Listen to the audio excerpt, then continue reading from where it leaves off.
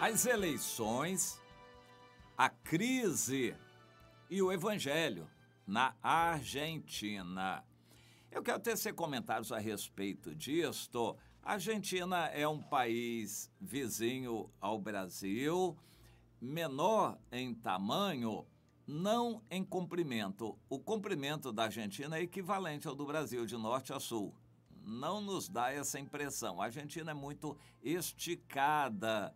Vem desde o norte, ali próximo ao Paraná, até a Terra do Fogo e lá Ushuaia, que é o ponto, é a cidade mais ao sul do mundo. A Argentina é muito comprida, mas é mais estreita. No entanto, ela é bem habitada e tem uma população muito menor que o Brasil, mas tem uma tradição de cultura, de progresso econômico. Mas hoje em dia o retrato da Argentina é exatamente o contrário. É um país totalmente em crise. Segundo estudos, eu estava lendo notícias sobre a Argentina, há hoje mais de 35% da população em pobreza mesmo, passando necessidade e fome. Muita gente na Argentina. Nós não vemos quando nós vamos à Argentina, porque a gente faz turismo. A gente chega na capital, em Buenos Aires, fica pelo centro, a gente conhece o centro. Buenos Aires é uma cidade imensa, tem muitas vilas e distritos, e a periferia de Buenos Aires tem uma pobreza muito grande. E a gente não vê essa pobreza quando a gente vai à Argentina, mas é um país em crise. O dinheiro está faltando, a crise é econômica. A Argentina tem uma situação muito pior que o Brasil. Ela vive em déficit, não consegue gastar somente o que arrecada. Ela está com falta de dinheiro, não tem muita exportação. A Argentina não tem muita exportação. O Brasil tem. O agronegócio. O Brasil é dos grandes produtores de algumas coisas. Por exemplo, minério de ferro, e soja, milho, outras produções agrícolas. E essas produções agrícolas do Brasil são utilizadas para engordar gado, porco. E o Brasil é um grande exportador de carne de frango, carne de gado e carne de porco, que o mundo consome muito. De forma que o Brasil tem esta fonte de renda. A Argentina não tem uma grande fonte de renda, de forma que eles têm dificuldade em trazer dólares. O Brasil hoje tem uma quantia muito grande de dólares em depósitos no exterior, quase 400 bilhões de dólares depositados. É um dinheiro que não está servindo para nada para o brasileiro, mas o Brasil tem dólares hoje, não tem problema nessa área, mas a Argentina tem, e só tem. Eles se adaptaram ao consumo de coisas importadas muito mais do que o Brasil. O nível cultural da Argentina é superior ao do Brasil. Eles têm menos gente inculta. E é interessante isso, tem pobres com cultura, com estudo. É uma situação interessante. No Brasil, não. Os pobres, em geral, também não têm cultura. O Brasil tem muita gente inculta, despreparada, sem estudo, analfabeta, mas ultimamente, por causa da fartura de alimentos, o Brasil diminuiu muito. Isso não é de agora, é de longa data, desde o regime militar. O Brasil diminuiu a pobreza.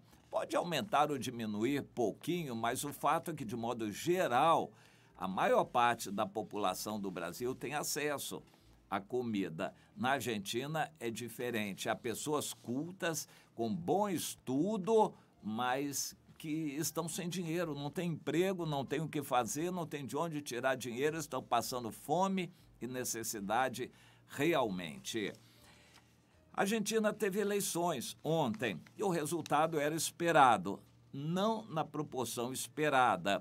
Os ibopes de lá davam uma margem tremenda de avanço para a esquerda e acabou não se concretizando. A margem que prevista de 20 pontos de vantagem do candidato das esquerdas foi, na verdade, de 8%. E ele ganhou em primeiro turno por 3 pontos percentuais. Não foi uma vitória acachapante, foi uma saída relativamente honrosa para o atual presidente Maurício Macri, que se candidatou. Era o candidato de direita, representando o pensamento conservador da Argentina. E com isso se materializa uma verdadeira divisão na Argentina. A Argentina está numa situação muito ruim, economicamente falando. Não tem o que exportar em grande quantidade, não tem grandes riquezas para exportar. Então tem que dividir a pobreza e isto é muito complicado. A Argentina passou muito tempo igual o Brasil, se endividando, mas não tem com que pagar. E a dívida deles foi feita em dólares. Ultimamente, eles tiveram que apelar para o Fundo Monetário Internacional, uma atitude humilhante. No passado, de Fernando Henrique Cardoso, o Brasil também apelou para o FMI, mas isso é considerado uma atitude humilhante. Isso significa que o país está mal, não consegue resolver a situação econômica por si só, então tem que apelar para ajuda e faz empréstimos ao FMI. Foi o que aconteceu recentemente com a Argentina, humilhando mais ainda o povo argentino. Tudo isso contribuiu para que o sentimento de revolta se levantasse contra o governo, um governo de direita, um governo conservador. E por causa disso, desse sentimento de revolta, as esquerdas venceram e o próximo candidato, Fernandes, que venceu as eleições, próximo presidente, vai ter uma batata quente na mão para administrar.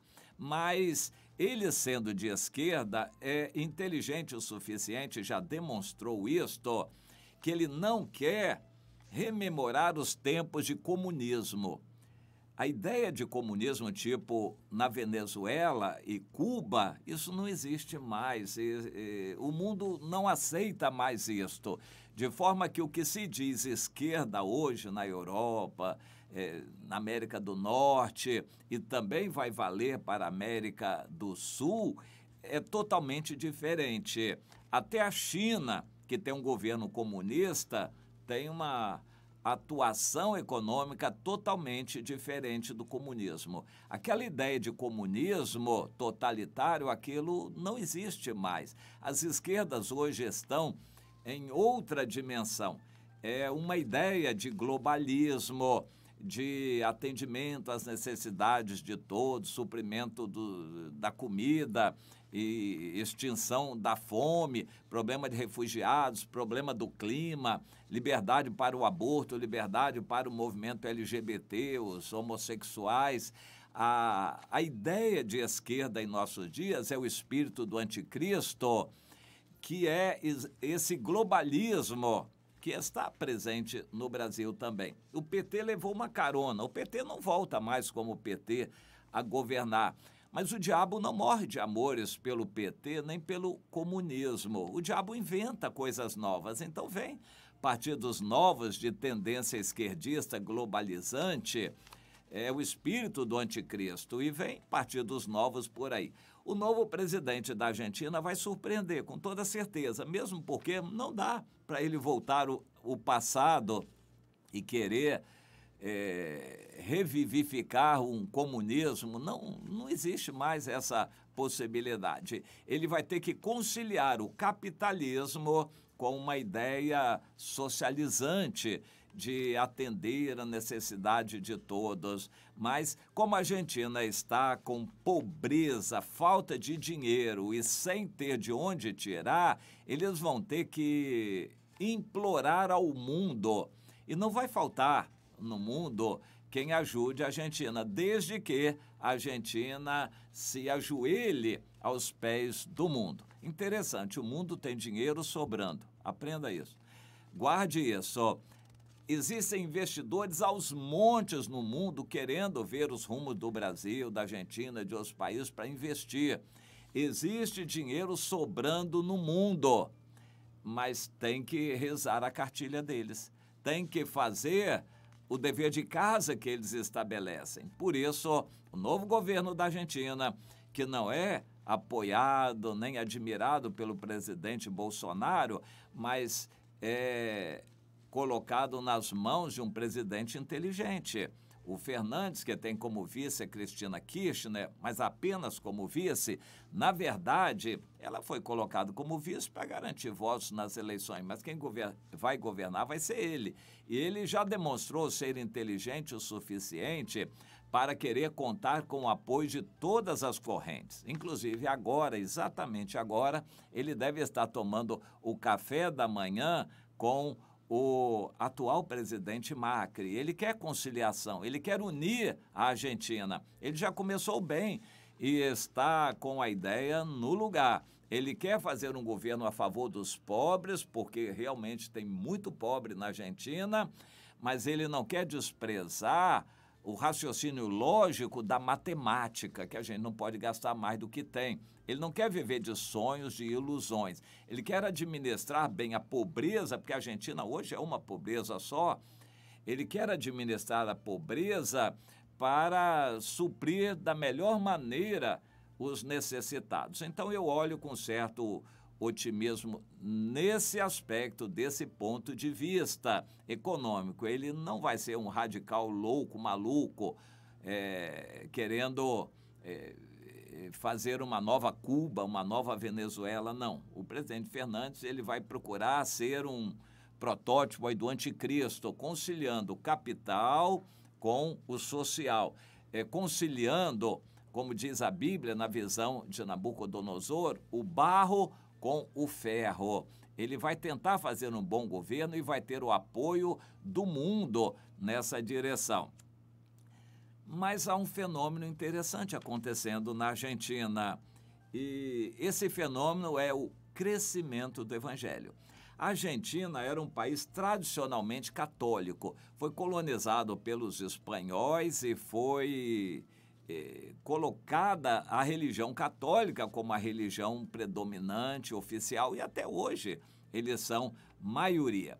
Porém, o que se está vendo, principalmente aumentou debaixo do governo Macri, é a participação evangélica. Os evangélicos cresceram muito na Argentina na última década. Enquanto nos Estados Unidos a população evangélica e cristã diminuiu bastante, em 10 anos diminuiu 12% a população cristã dos Estados Unidos. Na Argentina cresceu de 8% para 20%. Eles eram em número desprezível, os evangélicos na Argentina. Hoje, não. O estudo diz que só na Grande Buenos Aires há mais de 5.000 templos evangélicos, muito mais do que católicos. Mais de 5.000 templos evangélicos, principalmente na periferia, a região da pobreza. A crise econômica está vigorando na Argentina e vai continuar braba por algum tempo, trouxe um progresso para o evangelho. E esse progresso do evangelho é visível. Eles dizem que o evangelho está espalhado em muitas células. O movimento de células está enraizado, bastante enraizado na Argentina. É muito interessante isto. Agora, o estudo diz o seguinte: na Argentina, o evangelho está prosperando porque não há políticos evangélicos. Eles ainda são em número insuficiente para almejar cadeiras na Câmara dos Deputados, no Senado, nem de longe governador ou presidente evangélico. Você já viu que bênção isso? Graças a Deus, não há político evangélico na Argentina.